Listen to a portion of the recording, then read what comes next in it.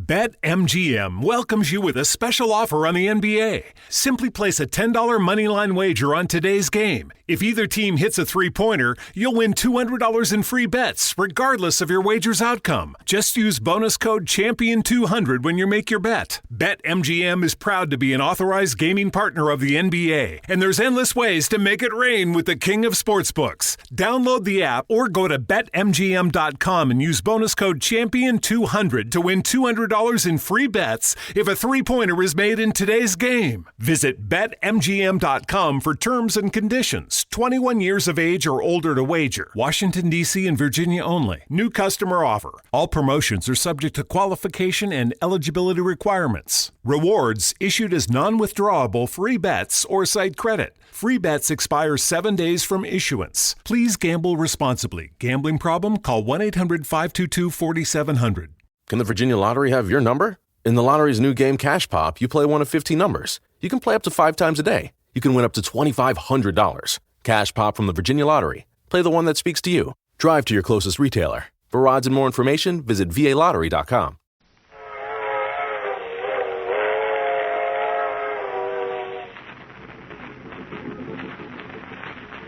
The Mysterious Traveler.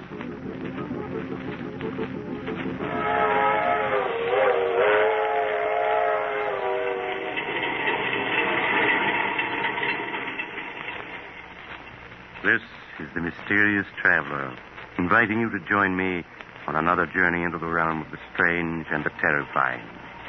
I hope you will enjoy the trip, that it will thrill you a little and chill you a little. So settle back, get a good grip on your nerves, and be comfortable, if you can. Where are we going? We're going to join Charles Foster as he takes an excursion into crime. I call the story The Case of Charles Foster.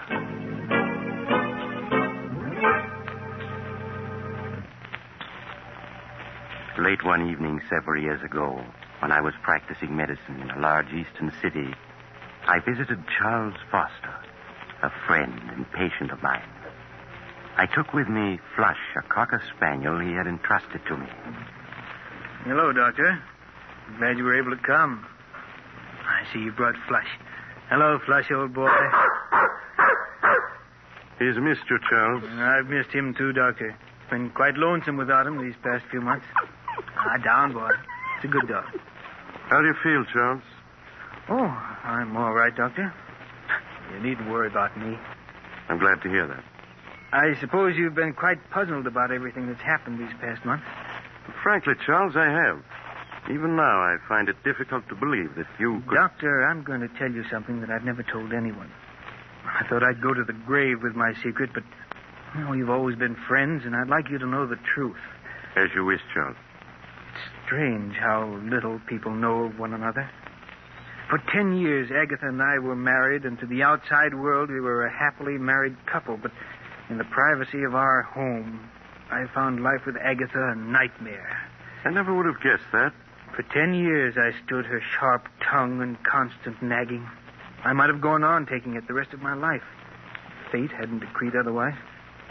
It was 3 years ago on a beautiful spring evening that fate stepped in to change the entire course of my life.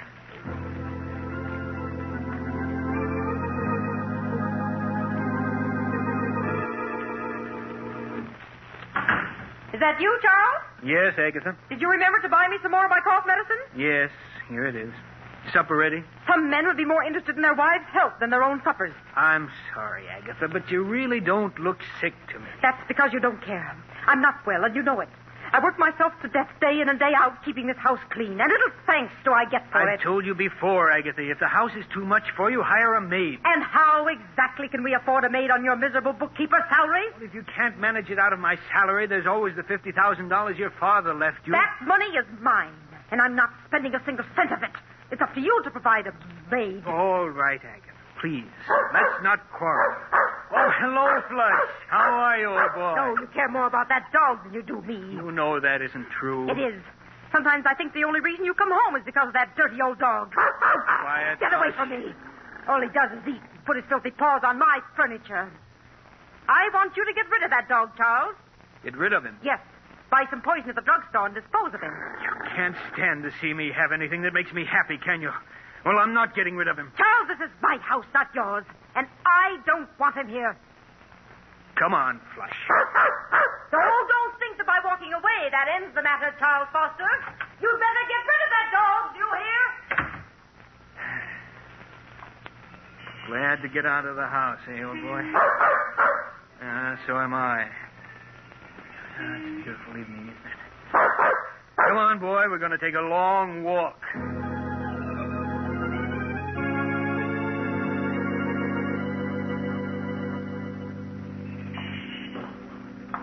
You want to turn around and go home now, Flush? No, neither do I. Pardon me, but aren't you Charles? Julia Sanders. Charles, I thought it was you. Oh, let me look at you. Oh, Julia, you haven't changed a bit. You're as lovely as... How long has it been since we last saw each other? 10 years, almost 11. Has it really been that long? Julia, have you ever forgiven me for what happened? Of course, Charles. I was so insanely in love with you, Julia, that I couldn't bear to have other men look at you. You know that I didn't mean... I know, Charles. I've thought of that night constantly. It's been like a nightmare ever since. Please, Charles, it's all past and forgotten now. You were perfectly justified in breaking our engagement. After what I'd done, there was nothing else you could do. I understand you married Agatha Winthrop a year after I'd gone abroad. Yes, Julia. After you left for Europe, people kept telling me what a wonderful wife Agatha would make me. I allowed myself to be convinced and married her. Well, I'm sure everything turned out for the best. But it didn't, Julia. Almost from the beginning, our marriage was a failure. For these past 5 years, Agatha and I have merely been living together under the same roof. Oh, I'm sorry, Charles, that it didn't turn out well. Nothing turned out well, Julia, after I lost you. I hope things have been better with you these past 11 years. Oh, I can't complain. I spent a number of years in Paris studying art and working at dress designing. Oh. I only came back a few months ago. You've never married? No. I'm working now for Morgan's department store as their art director. Oh, really? Well, my office is only a few blocks from there.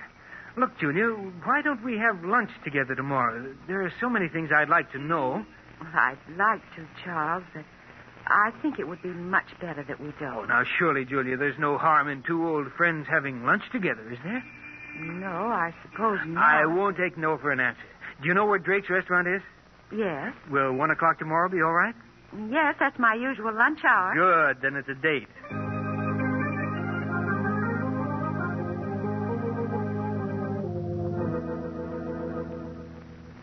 Strange, isn't it, Doctor? The way after 11 years, Julia and I bumped into each other. If we hadn't, what followed would never have happened. It's such small things as an accidental meeting that often change the course of one's life. Yes, I know that now, but I didn't then. I met Julia for lunch the next day, and soon we were having lunch together every day. And for the first time in years, life began to mean something. Merely seeing Julia for 1 hour a day made life worth living. I understand, sir. We'd have lunch together, and then we'd go for a walk in the park. I sensed at the time that Julia, too, was lonely and in the need of friendship. The summer passed swiftly and happily. I should have realized that things couldn't go on that way, but I didn't. You mean you fell in love with Julia? Fell in love with her? I don't think I'd ever really stopped loving her. I became aware of how much I really cared for her, one warm or happily. I should have realized that...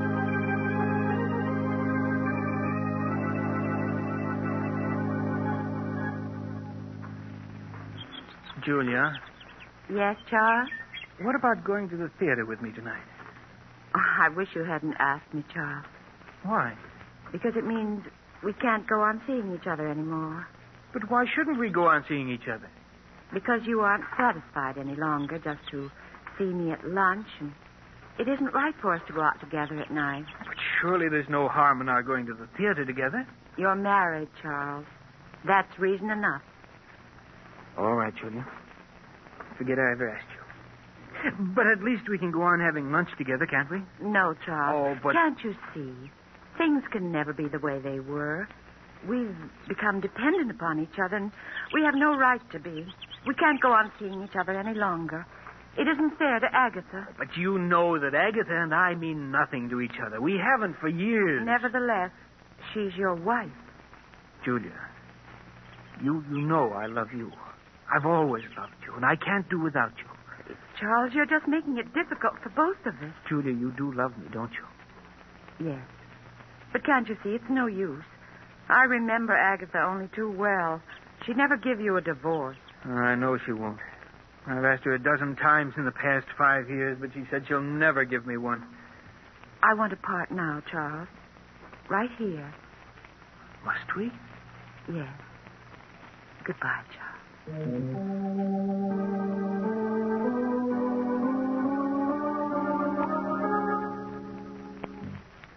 My life seemed to end that day, Doctor, with our parting. I went through the motions of living, but nothing seemed to matter any longer. I can well understand that. Months went by. Every day after work, I stayed in town, unable to face an evening at home with Agatha. When I did arrive home late at night, she'd be waiting for me. Is that you, Charles? Yes, Agatha.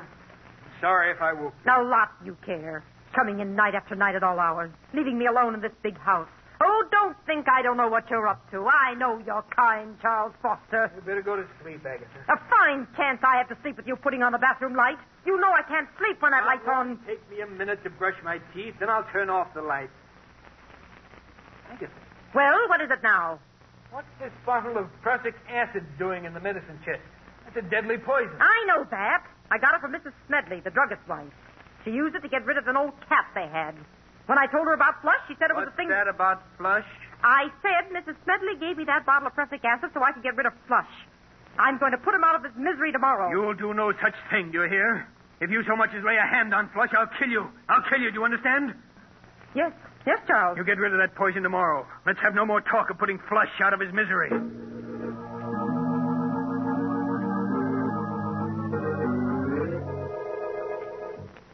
I lay awake for hours, Doctor, unable to fall asleep. Julia's breaking off with me, and my wife's refusal to give me a divorce. And the prussic acid she meant to poison Flush with had left me all worked up. Then Agatha began coughing. That cough she'd cultivated for years to give people the impression that she was an invalid. Well, after she'd coughed her usual 5 minutes or so, she got out of bed and started for the bathroom where she kept her cough medicine. Oh, that's that chair. Why don't you turn on the light so you can see where you're going? I can see perfectly well where I'm going. Besides, on your salary, we can't afford to waste electricity. I knew there wasn't any use in saying anything more. For years, Agatha had gotten up every night and groped her way to the medicine chest where her cough medicine was. Nothing could make her change her habits. I lay in bed listening as she opened the medicine chest and fumbled in the corner where she always kept the bottle. As I heard her groping for her medicine, I suddenly thought of the bottle that was standing next to it. The bottle of prussic acid. Without thinking, it came to mind. If only she'd take the prussic acid instead of the cough medicine. If she did, I would be free. Free of her constant nagging and whining. Free to see Julia. Then I knew it was useless to hope for such a mistake to happen. Agatha's cough medicine always stood in the same corner of the medicine chest. Even in the dark, she'd never take the bottle of prussic acid. And then it came to me. What if the bottles were to be switched?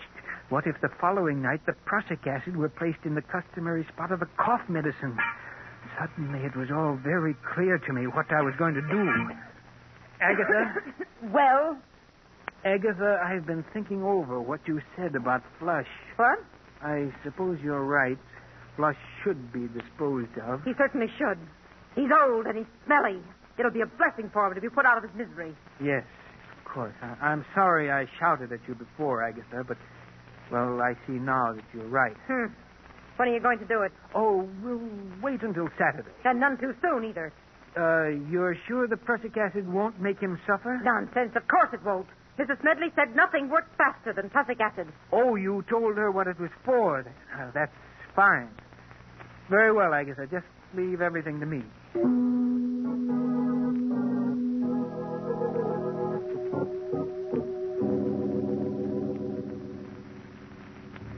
The next night, Doctor, After Agatha was in bed, I quietly strolled into the bathroom and opened the medicine chest. I compared the bottle of cough medicine with that of the prussic acid. They were both small bottles, almost identical in size. I removed the cough medicine from where it stood in the corner of the chest and replaced it with the poison. Then I went to bed and waited impatiently for Agatha to start coughing.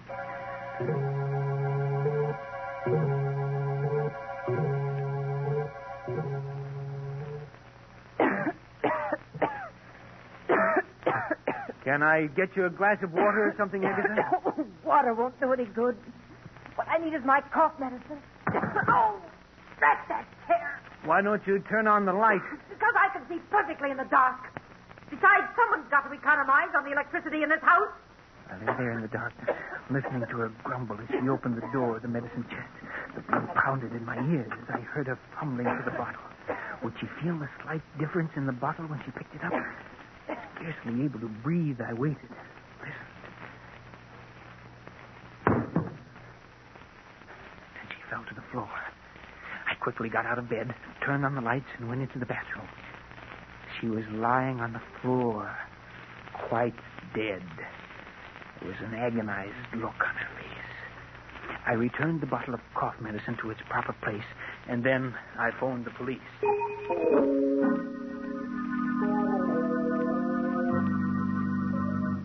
Now, you say, Mr. Foster, that your wife was in the habit of going every night to the medicine chest for a few drops of her cough medicine. Yes, that's right. And she never turned on the lights when she went to the medicine chest. Oh, no, sir.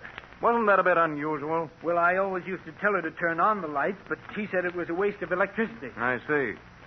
And you say your wife... It was her who placed the bottle of prussic acid in the medicine chest next to her cough medicine, eh? Yes, sir.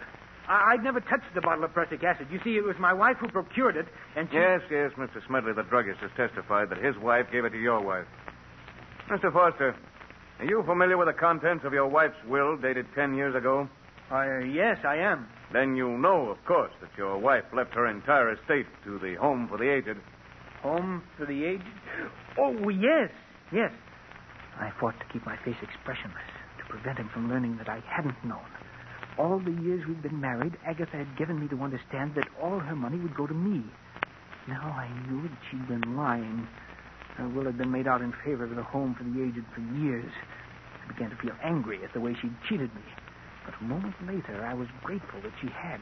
Frankly, Mr. Foster, your wife's death occurred under very suspicious circumstances, to say the least.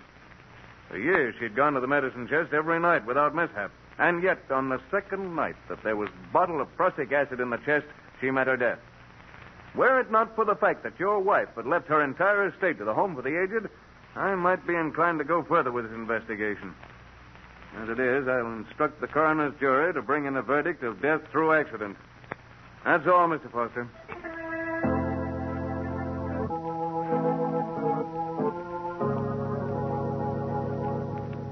I walked out of the district attorney's office a free man. A few days later, I moved out of the house which had been Agatha's and took up quarters elsewhere. 6 long and uneventful months passed. I made no effort to contact Julia for fear that the police might still have their suspicions, and then I could stand it no longer. I called on her.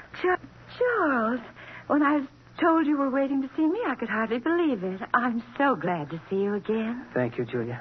It's good to see you again, too. Charles, you don't look well at all. These past few months have been something of a strain, Julia, but I'm all right now. I was tempted so many times to get in touch with you.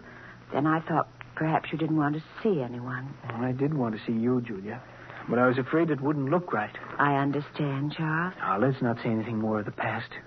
Only the present and the future. Julia, do you think we might try to pick up where we left off last autumn? We can try, Charles.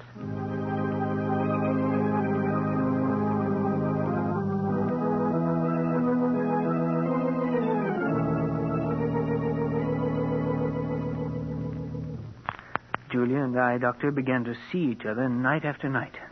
Life for me became exciting and wonderful the way it had been 11 years ago before Julia and I had broken our engagement.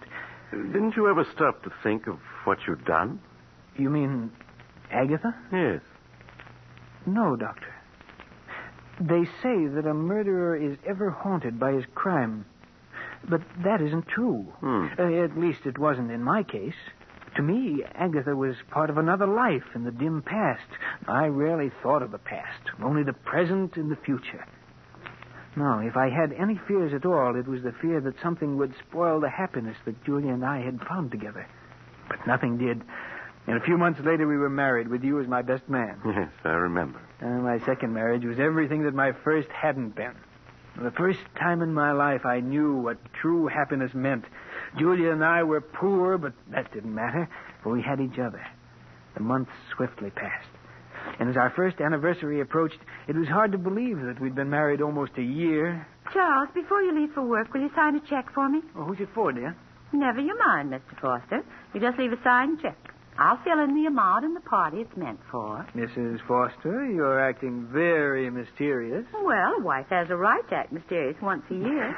Darling, I suspect you're going to use this check to buy me an anniversary present. Well, whatever you get me, please don't make it neckties. Well, I'll have you know I have very good taste in neckties. I know you do, dear, but I have to wear them. You're an ungrateful wretch. Very well, I won't get you tied. Good, then I'll sign the check for you. And please bear in mind that you can't make this check out for more than $312.50. That's all we have in the bank.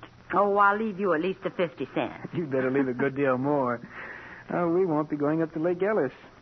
Charles, are we going up to Lake Ellis? Oh, see, it slipped out.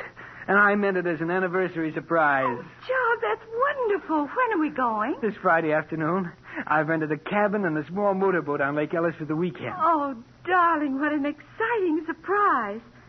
Charles, you're sure it won't be too expensive? Why, nothing can be too expensive for our first anniversary. Oh, darling, I've never been so happy.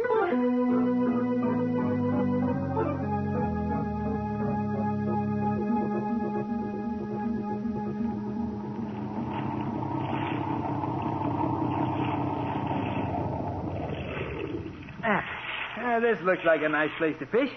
Let's see, where'd I put that bait? Here it is, dear. Thanks, darling. Here's a nice, fat, dimpled worm. Well, if you can't stand to see me bait him, just turn the other way. That's it. It'll only take me a minute. Charles, look. Let's wait till I get this There's hooked. smoke coming out of the engine hatch. What's that? Yes, you're right. It's on fire. There are flames shooting out. Fire extinguishers at the other end of the boat. Charles, you'd never make it. You'd be burned. Yes, you're right. Besides, even the extinguisher wouldn't do much good now. The fire's too big. What are we going to do? Oh, the heat is becoming unbearable. There's only one thing we can do, Julia. Let's go over the side. We're almost in the center of the lake. I can't swim. But I can, dear. I'll manage to keep us above water somehow. Well, all right, darling. I'll do whatever you say. We'll come through this, Julia. Now, don't be afraid. Now, I'll slip over the side of the boat first, and you follow. All right. Now, hurry, Julia.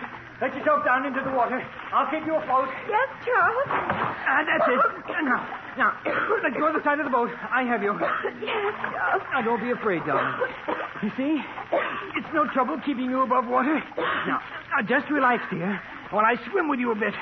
We've got to get a good distance from the boat. It may explode. Yes, Charles. Do you see any boats around? No, but someone's bound to see the fire and come to our rescue. Until they do, we must have courage.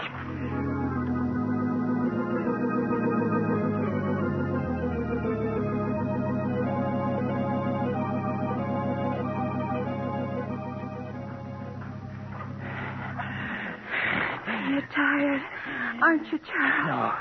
No, don't worry, dear. I can keep us afloat for a long time yet. Oh, why doesn't someone come to our rescue? They will.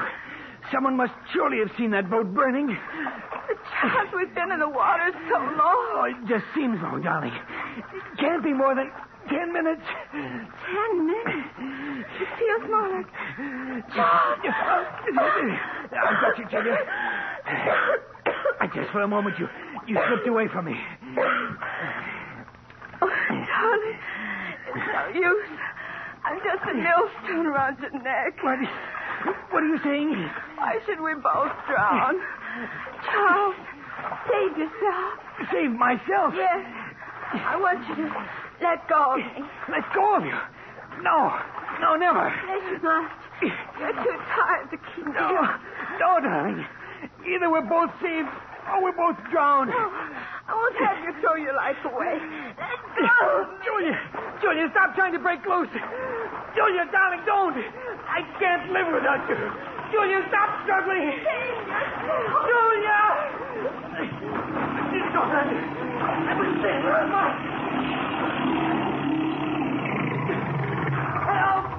Help, my wife. My wife. Yeah, we saw it all. Hey, Mike, he's passed out. Get him before he goes under. I got him. Here, help me get him aboard, Skipper. All right. Any sign of his wife? She's gone, Skipper. Yeah, too bad. Well, if it's the last thing I do, I aim to see justice done to this fella. She never had a chance. You see him shove her under? It was murder, that's what it was.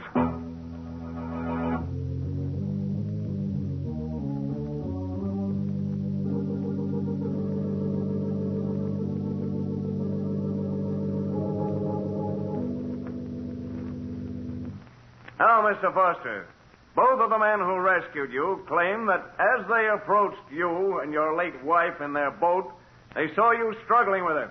You admit this? Yes, but I tell you, I was trying to save her, not drown her. No, you were trying to save her.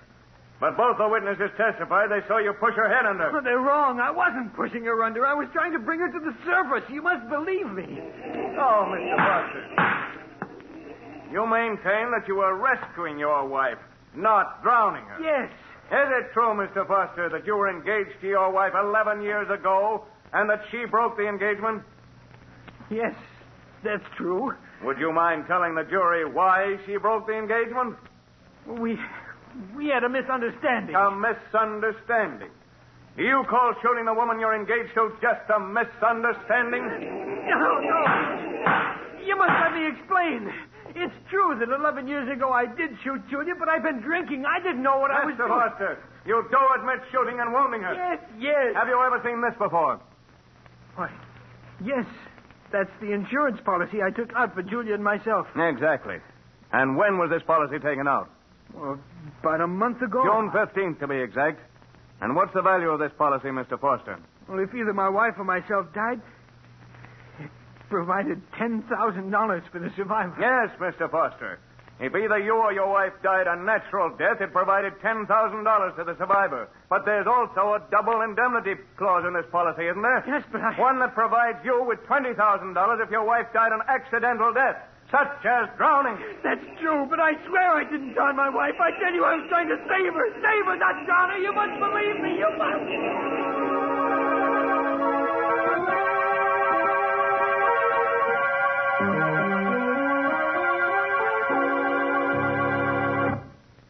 And that, Doctor, is exactly the way everything happened. Strange, isn't it? The way justice works itself out. I committed murder and escaped punishment. Now I'm paying with my life for the death of the one person I really loved. It's time to go, Foster. All right, Warden. Goodbye, Doctor. And take good care of Flush, will you?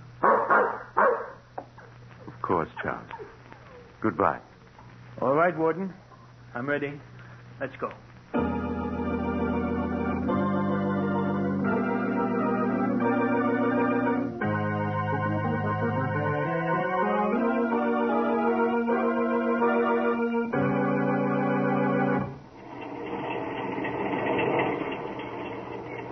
This is the mysterious traveler again.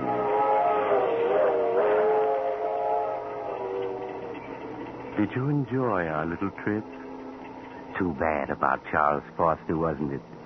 As he was strapped into the electric chair, there was an ironic smile on his lips, for he was being executed for something he had not done. But as Charles himself said, justice has a strange way of working itself out. I knew another man once who thought it would be a simple thing to dispose of his wife. Unfortunately, he... Oh, you're getting off here? I'm sorry. But perhaps we'll meet again soon. I take this same train every week at this time.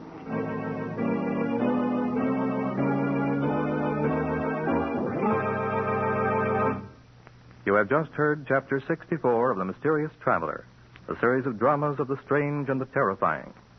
In tonight's story, The Case of Charles Foster, Humphrey Davis played Charles Foster, Nancy Sheridan played Julia, and Joan Shea played Agatha.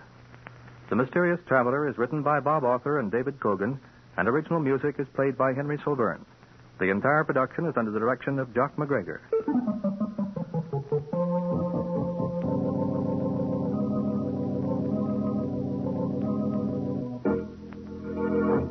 Listen next week to a tale titled Blood Money. Another tale of the Mysterious Traveler.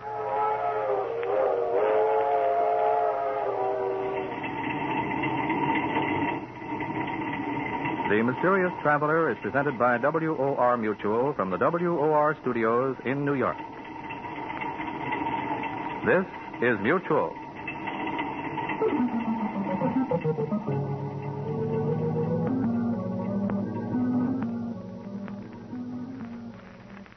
Can the Virginia Lottery have your number? In the lottery's new game Cash Pop, you play one of 15 numbers. You can play up to 5 times a day. You can win up to $2,500. Cash Pop from the Virginia Lottery. Play the one that speaks to you. Drive to your closest retailer. For odds and more information, visit VALottery.com.